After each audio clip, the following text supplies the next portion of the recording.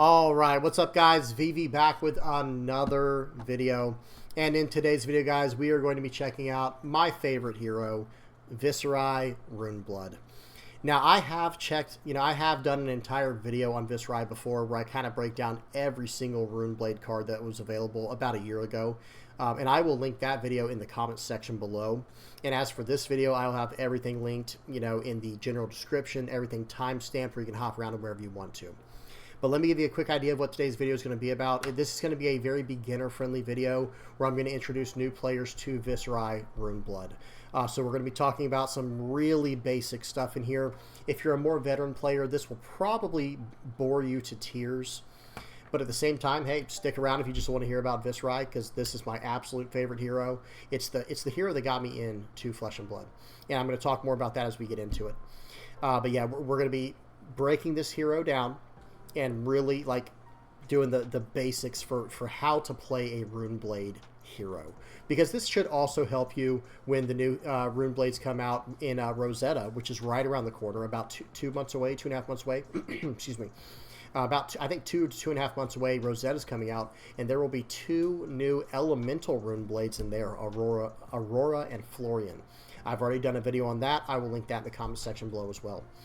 So yeah, guys, you know what you're getting into. We're going to be doing a deep dive into what is Viserai. We're going to talk a little bit about damage in the game of Flesh and Blood, because Runeblades are kind of known for doing hybrid damage. And there's going to be a lot of new players who are watching this probably from my One Piece channel. And guys, in Flesh and Blood, there is 2 different forms of damage that exist in the game. I guess... No, I was going to say it's kind of like Banish in One Piece, but there's really not an equivalent to what Flesh and Blood is doing here. In Flesh and Blood, you have physical damage and arcane damage. We're going to talk about that. So we're going to talk about Viserai. We're going to talk about Runechants. We're going to talk about hybrid damage. We're going to talk about a few combos you're going to be able to do with this hero, things to look out for, and some synergies with this hero. Excuse me, I think I said leader, but y'all know what I mean, this hero. So we're going to knock that out in today's video. This will probably be the beginning of a very long series of me and Viserai, guys, because as Rosetta Thorn comes out, I'm going to be playing this hero. I do plan on playing some games on the Sim or Talishar at some point, not streaming them, but recording them and then talking over them in the future, because that's what I really like to do. Is I like to commentate. I like to talk over my videos and just break things down, tell you guys my thought process, tell you what's going through my mind, and all that good stuff.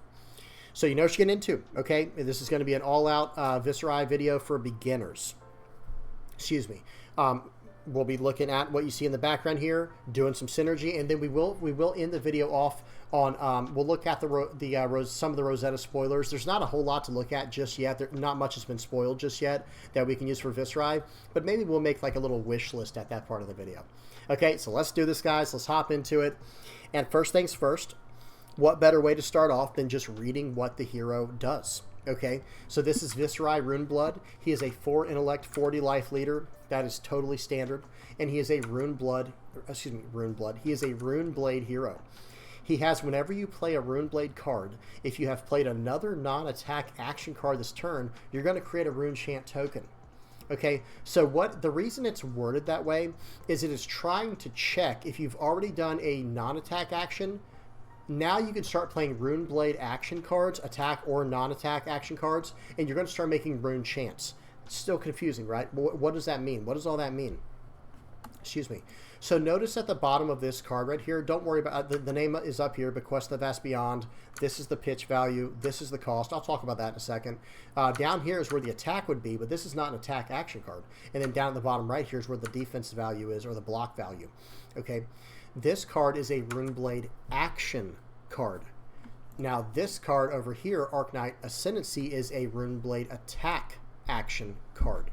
Okay, and that is very important for us, attack versus non-attack actions, because if we want to turn Viserai's effect on, his ability on, we have to first play a non-attack action card. It doesn't even have to be a Runechant card at first, but every Runeblade card we play after that first non-attack action, a card like this one, every card we play after that is going to allow us to make a free Runechant, which is massive, right? That is very, very strong.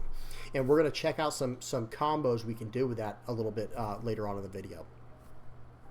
So let's go ahead and break down some cards real quick before we get into the rune chant. We will get into the rune chants, but first things first, we need to break down some of these cards. Let me go to Arcane Ascendancy. This card has all four areas of the card with values in them, so that's like a really good example here. Notice what this card does. First of all, it is a Runeblade attack action. At the very top left here, you'll notice some circles, and a red, one of the circles has a red circle inside of it, or a red like symbol inside of it. It's actually this symbol right here, but very small. Cards that are red, there are three colors in the game. There are red, yellow, and blue cards. Red cards have one resource that they can pitch for. What does it mean to pitch? In the game of Flesh and Blood, resources are done by pitching cards from your hand and putting them into a special pile called the pitch, the pitch zone. Those cards will go back to the bottom of your deck at the end of the turn. They don't go to your trash or your graveyard. They actually go to the bottom of your deck at the end of your turn. Now, cards with a red color at the top, they can pitch for one resource. Cards with blue can pitch for 3, and then so that blue is the most, red is the least, and in the middle there's a yellow. Guess what that pitches for? If it's not 1, if it's not 3, and it's in the middle, then it's probably going to be 2, right? Yep, good guess. I know you guys probably got that right away. Very intuitive in that way, right? Now, notice this card. Since we're on this card does not have a cost. Excuse me. It does not have a block. It does not have an attack. So what is this card good for? It is only good for resources. Notice you can pitch it for 3 resources to use for the turn. Well, look at this card. This card costs 6 resources. We'd have to pitch 2 blue cards to pay for this card, right? Yes and no. This card also has a way to reduce its cost built in. Look at this. Arcane Ascendancy costs 1 resource less to play for each rune chant you control. We're going to talk about rune chants in just a second, but just know, guys, if I wanted to play this card and I didn't have any rune chants to reduce the cost of it, excuse me, what I would have to do is pitch 2 blue cards just to pay for it, or 3 yellow cards. Yellow pitches for 2 resources, right? Red pitches for 1, right? So that is these are all very relevant ideas and concepts and things we're going over, guys. Now, real quick, let's talk about damage. I want to shift over to talking about damage. Notice at the bottom left of the card, there's like an arrow from a bow and arrow, or from like a crossbow or some type of bow and arrow, right? This is an arrow. This represents physical damage. Why do we have to specify physical damage? Why isn't it just 5 damage? Well, in the game of Flesh and Blood, there are 2 primary sources of damage. One is physical, the other is arcane, okay? Physical damage can be blocked by the value over on the right. So let's just say our opponent attacks us for 3. They have some type of attack action card that hits us, that's trying to hit us for 3. Well, if I have Arcane Ascendancy in my hand, I can actually just use it for its block value to block 3 of the 3 attack, and now that will come out even. And it's the combat system is very intuitive in that way. Say they attack for 5 and I only block for 3. Well, I take the difference, right? If they attack for 5 and I block for 3, then I take 2, right? 2 goes over the top. Okay. Now, also, another thing to consider is this card. So let's just say, hang on, I kind of got ahead of myself. This attacks for 5, right? And this blocks for 3. Now, where I meant to go with that is, what about arcane damage? Like, we're talking about one source of damage being physical. What about arcane damage? And what makes it special? Because, okay, if they attack me for 3 arcane damage, can't I just block for 3? The answer is no. No, you cannot. So let's talk about arcane damage. First, I want to bring up a wizard just to kind of show how their abilities look, or their actions look. So Snapback, this is a 1-cost wizard action. Check this out. I can pay 1, and look what it does. This deals 3 arcane damage to a hero. Okay, well, 3 arcane damage, how do I block that? I can't block that. How do I get around it? Well, there's another type of armor in this game. It's not really armor, I guess, technically. It is a barrier you can put up to defend yourself from the arcane damage, and it's literally called Arcane Barrier. Okay? All of these have it. We're just going to focus on 2 primary examples here. Arcane Lantern being one of them. Now, okay, I guess I'm getting a little ahead of myself, guys. There are 4 equipment slots in Flesh and Blood. The head, the chest, the legs, and the hands, okay? or arms, hands, whatever you want to call it. And this is an offhand weapon. There's also 2 weapons you can have. You can either have one 2-handed weapon, or you can have a 1-handed weapon and then something for your offhand, maybe even another 1-handed weapon, right? So let's just look at, for example, instead of the lantern, let's look at the Null Rune gloves. Now, these you can have as your arm slot, and look what they do. It is an Arcane Barrier 1. That's all it does. Look, it doesn't block for anything. It blocks for 0. But look at this Arcane Barrier. If your hero would be dealt arcane damage, you may pay 1 resource. Wait a minute, we're not paying a block value. We're actually going to have to pitch a card and pay a resource to prevent 1 arcane damage that source would deal. Now, remember the card we just looked at for wizards, that snapback card that deals 3 damage? Well, if we only have 1 source of Arcane Barrier, let's say we just have this 1 source of Null Rune gloves, we don't have any other equipment on that has Arcane Barrier. If they attack us, or if they use an action that hits us for 3 arcane damage, can we just pay 3 with Arcane Barrier to get out of it? No. Arcane Barrier, let me read it one more time. If your hero would be dealt arcane damage, you may pay 1 instead. If you do, prevent 1 arcane damage that source would deal. So that source is trying to deal 3. So you can only use Arcane Barrier once per source of damage. I know that's a little technical, but it is relevant. So in other words, check out this card, Dyadic Carapace. This has Arcane Barrier too. So let's say we have the Null Rune gloves and Dyadic Carapace, and they try to hit us with that card, Snapback or whatever it's called, to deal 3. Now we can pitch 3 because this will block 2 of it, and the Arcane Barrier gloves will block 1 of it. Or excuse me, the Null Rune gloves will block the other 1. We can combo it in that way. Now that is a little technical for today's video, because rune blades typically only deal 1 arcane damage per rune chant, per source. Now let's talk about rune chants. We know how to block out of arcane damage now, or prevent it. Let's talk about rune chants now. Okay, I don't know why I did it plural. Okay, it still came up with it though. So, okay, this is the new one. Hang on. Yeah, here we go. So this is the old school rune chant, and this is what typically you'll find them with a black border like this. White is just old school ones. I don't know what this is from, maybe a reprint. But let me show you guys this. First of all, this is what you'll typically see for rune chants, especially for Viserai players. However, what you're going to see very soon in Rosetta, check these out, guys. This is the Elemental Earth version of the rune chant. Now, they're all the same, by the way. All of them are worded the same. They just have a different picture and a different border. Check this out, guys. I saw this for the first time tonight. Check out this Elemental Lightning version of the rune chant. This thing looks incredible. Very big fan of this one. But let's read what it does. What is a rune chant? Because this is our primary source of arcane damage as a rune blade. Look at what it does. A rune chant, right here, is a Runeblade token aura, okay? And it says, when you play an attack action card or activate a weapon attack, you will destroy this and deal 1 arcane damage to target opposing hero. Well, that doesn't seem very good. 1 damage. Well, here's the thing. You can have as many of these as you can create. So let's just say you create 10 rune chants, okay? If you attack with an attack action card or a weapon attack, however you choose to attack, excuse me, as long as it is labeled attack, and you will see it, it'll say attack on a weapon, or it'll say attack as an attack action card.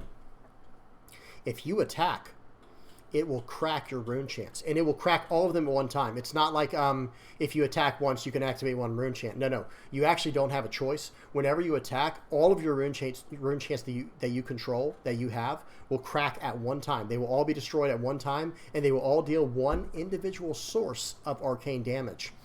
Do you see how Arcane Barrier now is very, very strong against rune blades? Because remember, you can use Arcane Barrier once per source of rune chant, or excuse me, per source of arcane damage.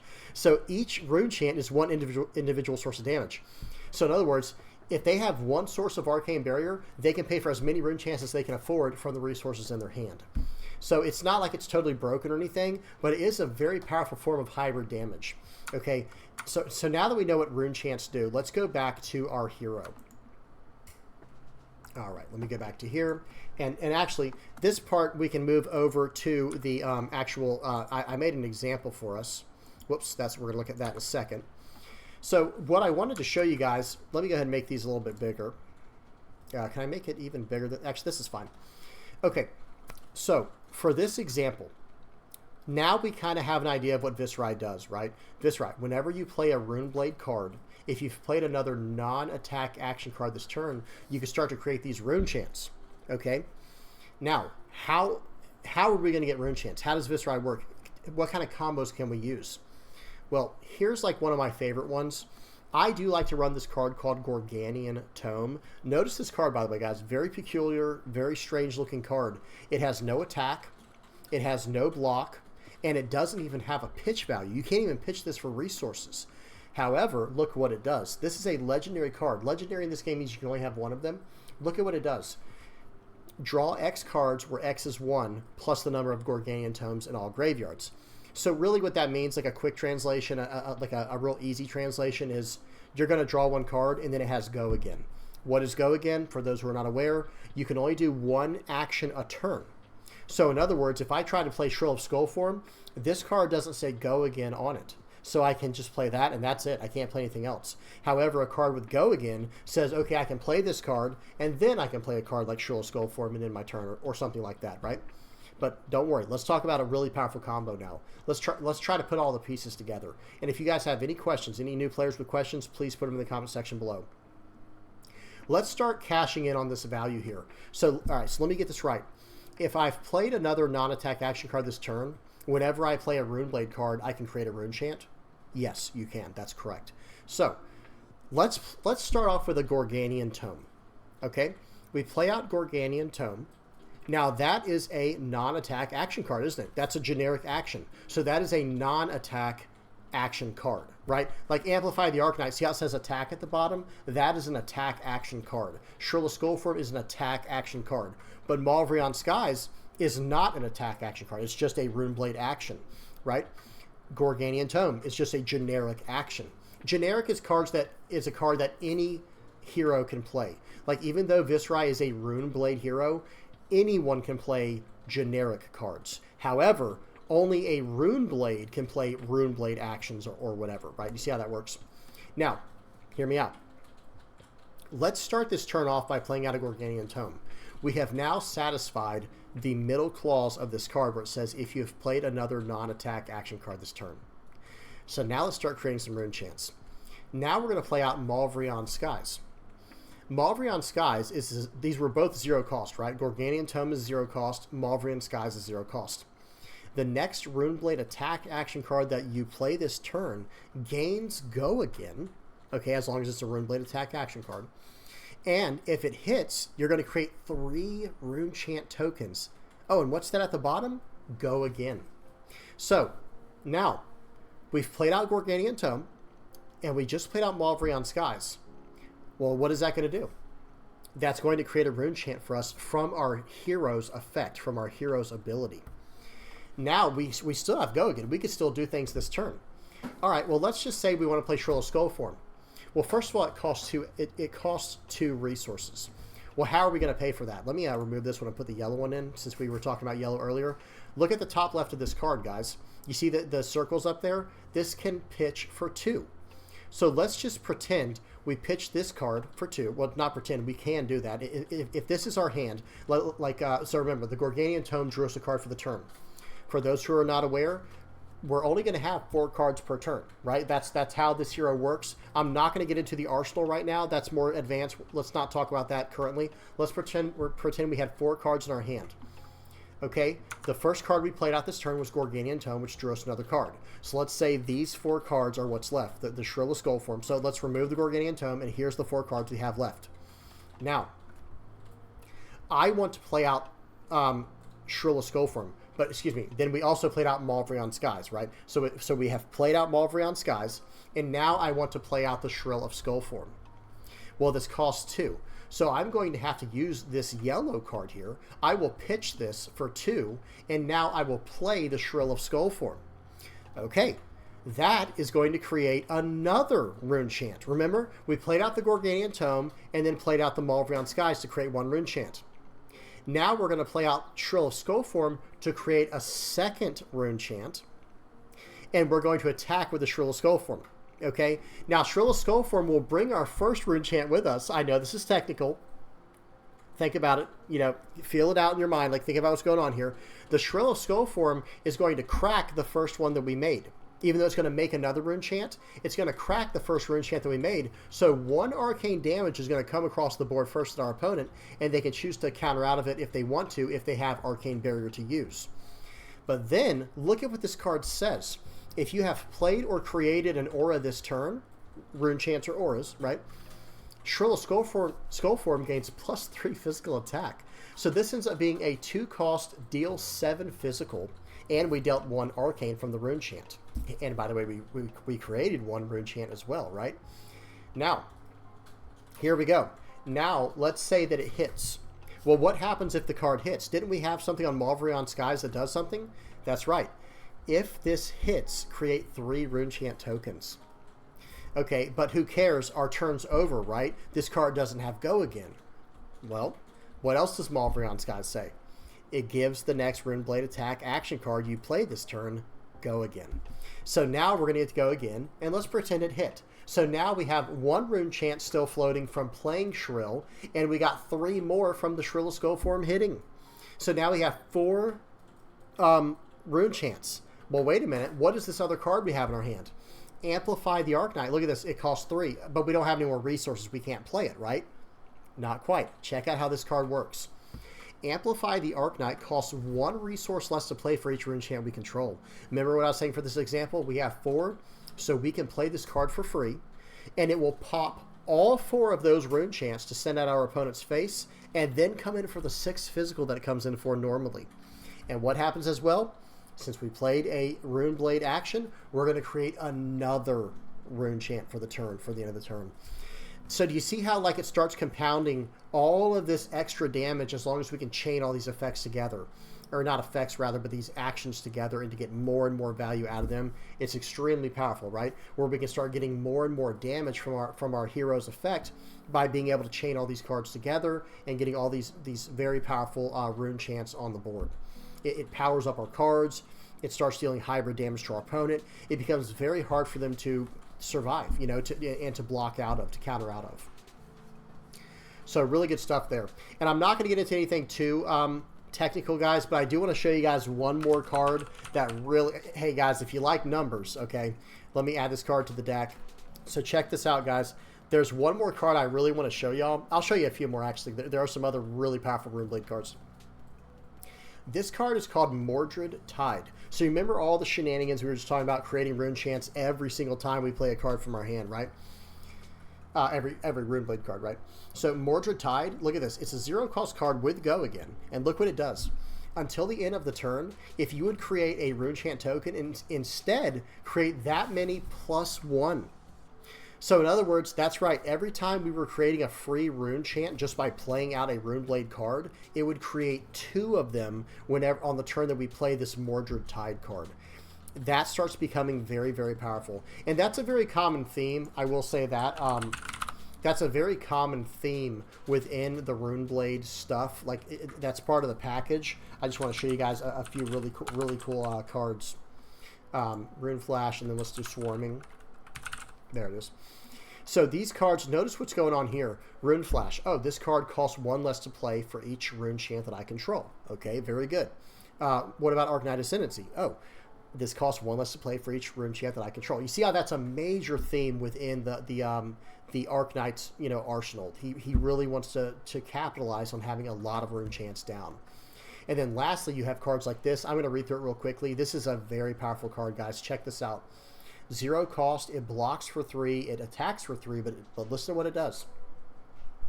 If you have played or created 1 or more auras this turn, remember, rune chants are auras, right? Swarming Gloomveil gains go again. Now, if you have played and or created 2 or more, it gains +1 physical attack. And then lastly, if you have played and or created 3 or more rune chants this turn, it gains, when this hits a hero, they can't prevent arcane damage from sources you control this turn.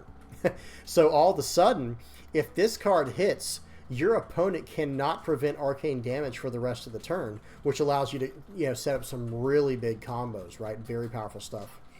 So you see how, like, when it comes to the Rune Blade, it's all about interacting with your Rune Chants. Rune Blade, Rune Chants. Okay, that is a major theme. And again, if you have any comments or questions, guys, please put in the comment section below. I'm sorry this was kind of more of a tease, but I just wanted to introduce the idea of Viserai first. So now moving on from here, we can get into more technical stuff, like maybe start setting up a deck and talking about how we can go with it. And that's where things will get really interesting, because I want to say this right now, guys. I do like the way the new Runeblade heroes look, Aurora and Florian. We're about to look at them in a second. I'm so focused on Viserai. That's just me. I'm a Viserai main. It's what got me into the game, like I already said earlier, and I just really enjoy what this hero is all about. Yes, I might still like Aurora. Yes, I might still like Florian. I will probably give them a try, but I'd really rather make Viserai work. It's just what I'm interested in. But we'll see. Things change. We'll see how things happen, how they pan out. So yeah, I will eventually, I do plan on eventually putting games on the sim on Talishar of me playing out Viserai, showing off the deck that I'm running, doing deck techs on this hero, and all that good stuff. Guys, I need your help. I need y'all to help me. Newer players, again, I understand y'all are coming along for the ride, trying to learn new stuff about Flesh and Blood, and just, you know, listening to this old man ramble. But for the more veteran players, guys, I need some help, because I'm going to tell you right now, I need some help on this. Because there's really like two main ways to build Viserai right now, right? You can go the Malvrion Skies, aggressive kind of like burst damage way, or well, let me not say burst damage, because that's the other way. It's like this very aggressive, consistent breakpoint damage type of way with hybrid damage. And then there's the Turtle Burst version where you just build up for one massive OTK turn. I don't really like that one as much. I know it's good, by the way. I'm not saying it's bad, but I really like the Malvrion Skies approach. We'll have to see what happens. Okay, now let's move on to Rosetta spoilers. There's not a lot out just yet. There's just not a lot out because, you know, this comes out in like 2 more months. They don't want to spoil everything now, so there's nothing to look forward to. But one thing I do want to mention is I have done a video on Florian, on all the heroes from Rosetta. And I will link that in the comment section below if you want to hear what I have to say about them. I still want to mess around with these heroes because, especially the Runeblade ones, Elemental Runeblade hero, Florian, Rotwood Harbinger, he is an Essence of Earth Elemental. And then Aurora Shooting Star has Essence of Lightning for her Elemental specialization, and she is also a Runeblade hero. This hero does grab my attention. I'm not going to lie to you. Lightning, big fan of that. Runeblade, I am quite a fan of this. I'm not going to lie to you guys. I will, I'm not going to say anything. I will see what happens as time goes on. We'll see what happens. Now, as far as cards are concerned, I'm still waiting on a ruling. Does anyone know what the ruling is on these meld cards yet? I have not looked it up. It says the next time an attack action control hits a hero this turn, deal 4 arcane damage to them. 4 arcane damage is crazy for a Runeblade. But notice this. This is a Runeblade action lightning instant. Now, again, my question is this. If I am a Runeblade, can I still run one side of the card? Or am I not allowed to include it in my deck because it is a Runeblade lightning card? You see what I'm saying? I don't know. I have not looked into this. I don't know if they've confirmed it or not.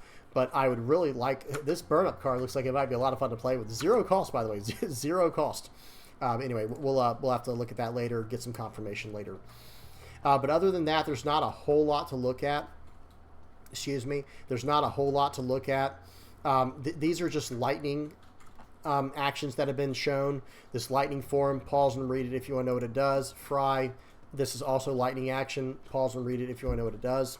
Really good stuff there. This one's kind of interesting how it is a 0 cost, 0 block. Deal 3, go again. I feel like that's a little lackluster, but maybe that has more to do. Maybe there's some kind of synergy this will have with other cards. I'm not trying to say it's a bad card. I just don't know enough about it. But yeah, there's not a whole lot for us to go over just yet. I will eventually be doing a full review of all the cards, but that's not going to be for a later date until all the cards have been released. Okay, so I do want to end off with one thing. What is your wish list? For anyone out there, what is your wish list? What do you hope that this Viserai gets, or even any of these Runeblades? What do you wish that Runeblades get in Rosetta that has not been spoiled yet or has not been shown yet? I'm going to be honest, what I personally want, like I said, I'm more of the Malvrion Skies type of player, and I would really like some type of effect that can help us sort out our hand, similar to becoming the Arc Knight. Let me show you guys what that is. Let me go back to where we were. Card search. Let me go full screen. Let me type become. Okay, very good. Yeah, this is it. So this is the card I was thinking of, Become the Arc Knight. This is a 0 cost, blocks for 3, pitches for 3. It's a blue card. Viserai specialization. This allows us, so we can choose one of these effects. Let me read it out real quick. You can either discard a non-attack action card to get a Runeblade attack action card, or you can discard an attack action card and get a Runeblade non-attack action card. And it gets go again no matter what. But you see what's going on? Because of the way that this deck works with our hero, we want to play non-attack actions and attack actions. We're kind of comboing them so that we can get our hero's effect online, our hero's ability going, and then we can start getting all of these free Runechants. And a card like Become the Arc Knight allows us to really fix our hand. It's like a tutor. I mean, it is. It is a tutor, but we have to play this card and trash a card from our hand. Not trash a card, but you're gonna discard a card from your hand and get a card from your deck. You can search it up, but still, I want a card similar to this, or some type of way that's built in to fix our hand if we have, or even a weapon. Guys, okay, hang on. So here's the 3 things that I'm looking for that are on my wish list. I want another effect similar to Become the Arc Knight where we can fix our hand. Rattle Bones is another one. I will at least put that on the screen here if y'all want to know what that does. Go ahead and pause and read this. I don't even know if I'd worry about this middle part if you're a newer player. It's very technical. I wouldn't worry about it just yet. Just know that you can banish a Runeblade attack action card from your graveyard, and then you may play it this turn. So that allows you to get cards back that you want to get extra value from. And it has Go Again, and it's a non-attack action card. You see how it starts going with your hero's effect, right? But I like Rattlebones. I do like Become the Arc Knight. I would love another card like that because I think those are going in the right direction, especially if they gave us some kind of souped up one. So that's the first thing I'd really like, is some type of new tutor effect that's a little more practical, because I don't like how this one costs 2. I know that's greedy, but I don't like how it costs 2, because I would almost rather it have costed 0 and not even had this middle effect to have extra, added utility. But that's just me. That's just me. I'm just saying. Okay. Then... So I'd love another tutor effect, or I would love another effect similar to Mordred Tide. Remember what Mordred Tide was, guys? This is the one. Pause and read it if you need to. You get to create additional Runechants per turn. Another effect like this would be nice. Or, in the same idea, this is the Malvrion stuff we were just looking at. Okay, let me, enter. This is the one card we were looking at in our example, where it's going to allow you to just get Go Again on your Runechant cards, or on your Runeblade cards, and then start, pounding away in that way, getting extra value, forcing your opponent to block you out, or they're going to take massive amounts of damage. Then another card that I'd really like to see, a card that I actually like, I like quite a bit, is this Runeblood Incantation. This is a good setup card. It is a 1-cost Go Again. It does only block for 2. I wish it could block for 3, but whatever. But check this out. Runeblood Incantation enters the arena with 3 verse counters on it. What does that mean? Well, at the beginning of your action phase, it's kind of like your untap upkeep, for those who don't know. At the beginning of your action phase, remove a verse counter from Runeblood Incantation, and if you do, create a Runechant token, otherwise destroy incantation. So over the course of 3 turns, you will create 1 Runechant at the beginning of your turn every single time at the beginning of your action phase. So you're going to keep, and that fuels up, that fuels your engine of damage. So this card is very nice. I do like this card quite a bit, and there's even a tutor for this. Is it Arcana? No, Sonata. Hang on, let me see something. Here it is. It's Sonata. Sonata Arcanics. No, excuse me. It's a Sonata Galaxia. This just came out recently in Heavy Hitters. That was 2 sets ago. Oh, excuse me. It'll be 2 sets from Rosetta ago. But, that came out 1 set ago. We're in Part the Mistvale right now. Before that was Heavy Hitters. And this card came out. It was a Runeblade action card. And check this out. This costs 1 less to play for each Runechant that you control.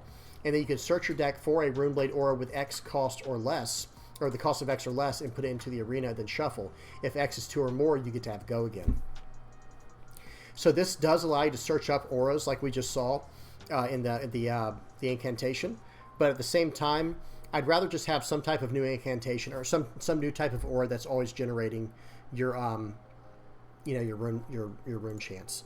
One more thing I do want to mention on auras and stuff like that, especially searchable stuff, is I really like this card, and I would not mind if this was a new direction for the deck, where it's like okay, so this card, Looming Doom, it is a 3-cost, blocks for 3. It is an aura that's searchable. So Sonata Galaxia can search this up. It even pitches for 3 if you need to. Look what it does though. When Looming Doom enters the arena, destroy all rune chants you control and put that many Doom counters on Looming Doom. Right? And look at this. At the beginning of your end phase, you remove a Doom counter from Looming Doom, and if you do, deal 2 arcane damage to any target, otherwise destroy Looming Doom. So you see what's going on there, right? Like what you're gonna, it's almost like you're putting a curse on your opponent. You're gonna sacrifice your rune chants, which normally only deal 1 arcane damage, and then let's say you sacrifice 4 rune chants, right? Well, now you put 4 Doom counters on your Looming Doom, and Looming Doom will deal 2 arcane damage per every one of those counters. So it's kind of doubling the damage of your rune chants, and that I think is actually very cool, and I think it's very strong. But it's almost like a damage over time type of effect. I wouldn't mind that. I'm going to be honest. I also would like that idea for Rune Blades going forward. And who knows? We have no idea what's coming out, right, guys? We're just kind of speculating. We're kind of, like I said, wishful thinking, making a wish list, things like that. But I wouldn't mind seeing this route, for Viserai in the future. Cards that support this. I'm a big fan of this one. I'm a big fan of this.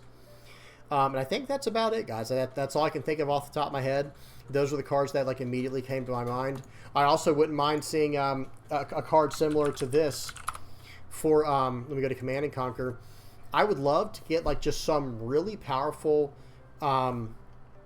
attack action card for Rune Blades that just, has some kind of just straight up disruption. I'm not saying it has to be Command and Conquer level.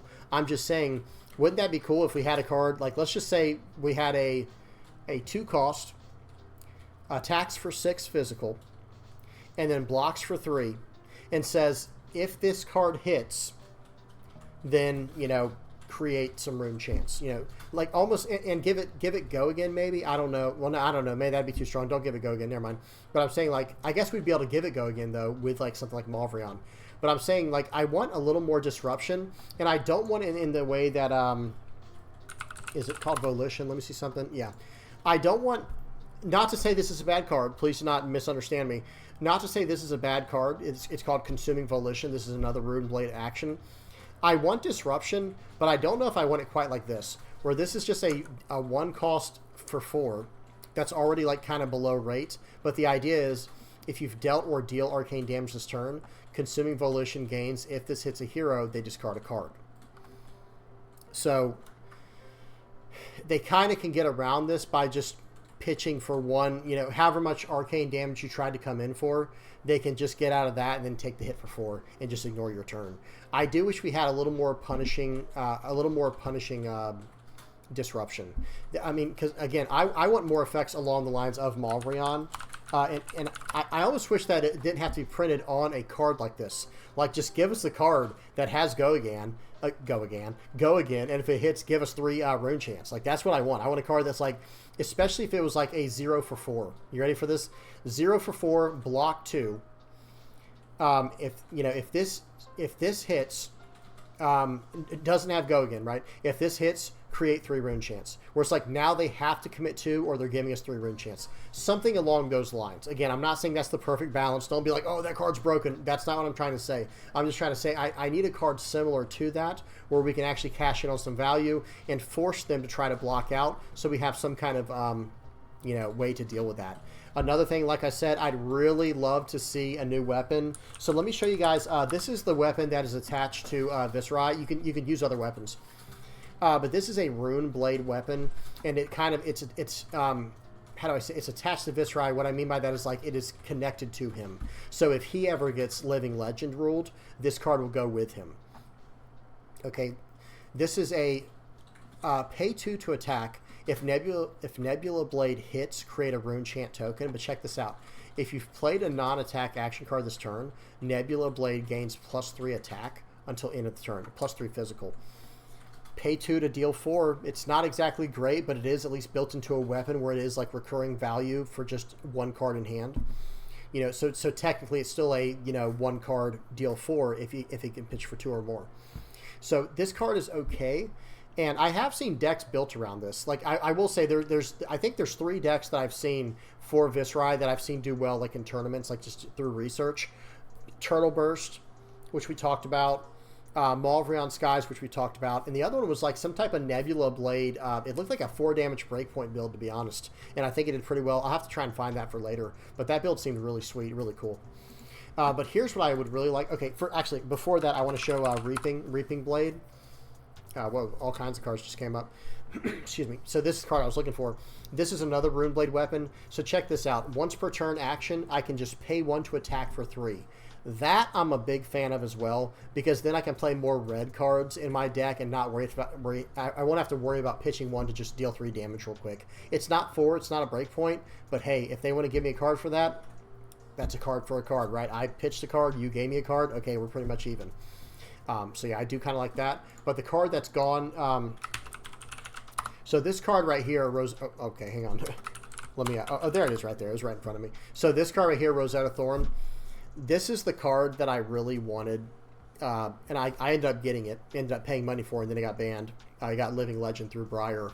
And that's what I was trying to say about Nebula Blade. If Viserai ever gets enough points to where he gets banned from the format, which is called Living Legend in this game, then the Nebula Blade will go with him, I believe. I could be wrong about that, but I'm pretty sure that's correct. Well, with Briar, this weapon was attached to her, so whenever Briar was Living Legend ruled out of the format, Rosetta Thorn went with her.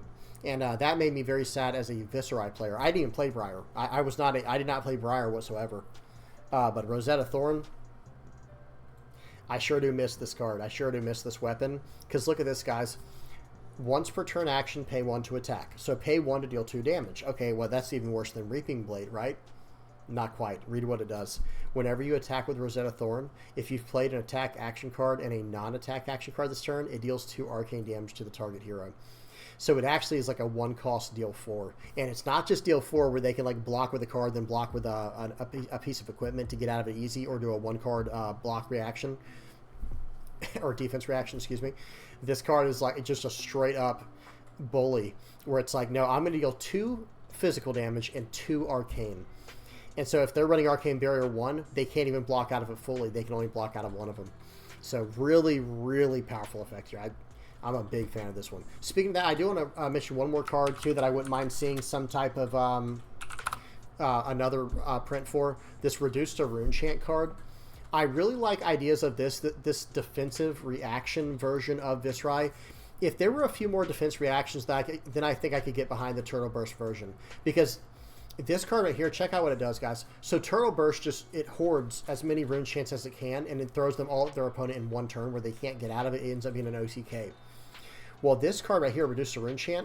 Reduced to Runechant costs 1 less to play for each Runechant you control. It is a 4-block defense reaction, and it creates a Runechant. Like if we saw another defensive reaction card like this printed in what's it called, in Rosetta, I mean, give us like a 2 or 3 cost one that creates like 2 or 3 Runechants and maybe blocks for 5. You know, give us the what's it called, Soul Shield. Give us the Soul Shield version. Let me show you guys something real quick. Soul Shield, I think it's called. Yeah. So this is a light card. This is not usable for us within Runeblade. But check this out, guys. 2 cost, block for 6, and then put Soul Shield into your hero's soul when the combat chain closes. So in other words, you can pay 2 and block out a 6 attack. Okay? And then you're also going to get extra value from that. This doesn't go to your trash. It goes into your hero's soul, which in that archetype, like for the light cards, that powers them up. Yeah, let's not get down that right now. But what if we had a version of that for Reduced to Runechant? Like, what if we had a pay 2, block for 6, and create 2 Runechants? You know what I mean? And then, I mean, at that point, they probably couldn't make it be reduce its cost by, 1 or 2 per Runechants or whatever. Like, that's fine, though. Take that part out, make it a 2 cost, block for 6, and just, like, create 2 or 3 Runechants. How sick would that be? That'd be really cool, in my opinion. I don't know. Y'all tell me what y'all think. All right, I'm done rambling, guys. Like I said, that was just, like, my wish list. I was going over what I would really like to see from Rosetta. I hope y'all enjoyed that. Please do not forget to like and subscribe, guys. If you have any comments, questions, suggestions, please don't hesitate to put them in the comment section below. Hope you guys enjoyed. Hope you are looking forward to this Viserai action coming up in the near future here, and this Rosetta Runeblade action coming up. All right, guys, I'm done. Until next time, peace.